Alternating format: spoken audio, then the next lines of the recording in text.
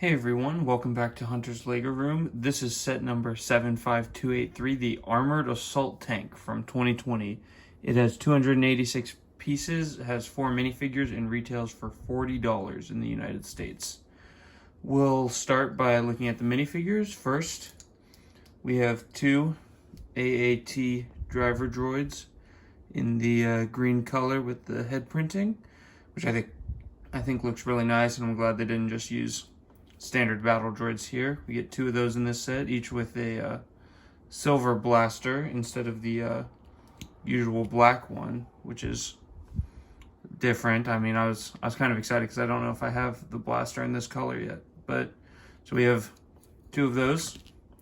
We get a 332nd clone, also called Ahsoka's Clone Trooper, which is essentially just the 501st clone with a new print on the helmet based on Ahsoka herself, which I think looks really nice. I'm really happy they have this here, and take a look at the face here, and we can see that we've finally gotten rid of the angry clone face, which is a good day. It's a good time to be alive with the new face that looks a lot more accurate towards Jango Fett in the prequels. And then finally, our last figure is Ahsoka Tano herself in her Season 7 outfit from the Siege of Mandalore, which this is actually my first Ahsoka Tano figure, and I think she looks great. The blue lightsabers, which we'll take away to get a better look at Ahsoka. Very nice metallic printing on the figure. We'll go ahead and take off her at the top so that we can see the print a bit better. I've had this trouble a bit. So there, that way you can see the print a bit clearer. It's metallic, so nice reflectiveness to it. Turn around, we see she's got more of an angry face and more really nice printing. One complaint I've seen with this figure is just that the headpiece or the headdress is too big, and that this is the same one they used for Rebels, the Rebels version of Ahsoka, and I have to agree, after watching Season 7 of the Clone Wars, it is too big, but I think it still does look good. I think it still works. So moving on to the AAT itself. Here it is. Here's a droid for size comparison. A lot of people have complained about basically all the proportions of this set, and I think some of them are valid.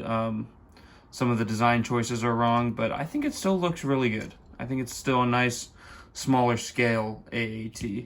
You have the spring-loaded shooters in the bottom, which you just pull this down, and they both launch out on both sides, which I think is a great play feature. You have cannons, top and bottom, that rotate, and you have the main turret, which I feel like shouldn't be able to go up this high, but I also think it's kind of funny that it does. This rotates 360 degrees, which I think is also something that is wrong.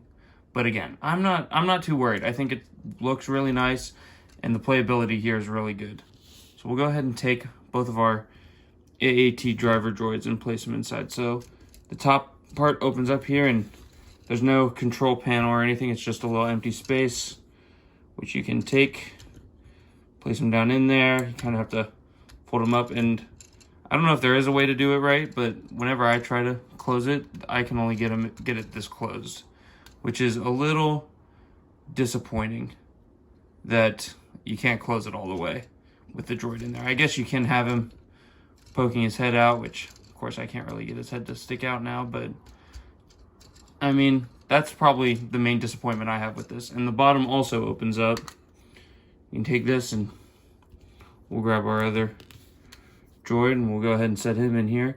And he has 2 printed consoles on both sides, just 2 stickers, or not stickers, they're printed, obviously. We'll go ahead and place him in there, and he fits in there just fine. That can actually close, which is good.